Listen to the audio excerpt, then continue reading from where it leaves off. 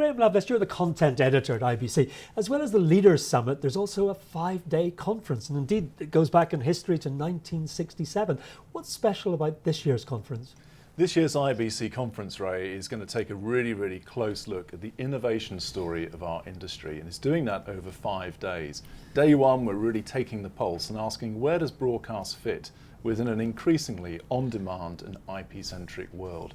At day two, we're looking at all the technological drivers and looking at embracing change. Day three, the impact of new players.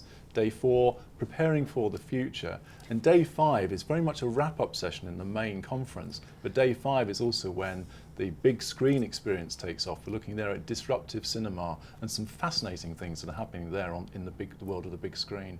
And one thing I believe you're definitely going to have a look at, and indeed have a debate about, is the increasingly tense battle between the mobile phone operators and broadcasters for that scarce resource, spectrum. The spectrum word is right across the IBC agenda this year, Ray, and we have a specific debate straight after our big broadcast keynote where spectrum is also likely to feature among our prominent keynote speakers. But straight after that, in the forum, on day one of the conference, we go straight into the great spectrum debate. 3 speakers on either side of the issue arguing, is it best to continue to preserve scarce spectrum for broadcasters, or would a better public value be made of actually using that for mobile broadband operators?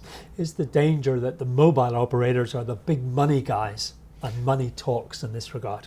This is one of the big issues, that the mobile operators and the mobile industry is seen as the guys with the big pockets, the very deep pockets, and the broadcasters, particularly the public broadcasters across Europe, just won't be able to compete in potential spectrum auctions. But there's a bigger issue for that as well, and it's a public policy issue, and it's about the future of digital terrestrial television.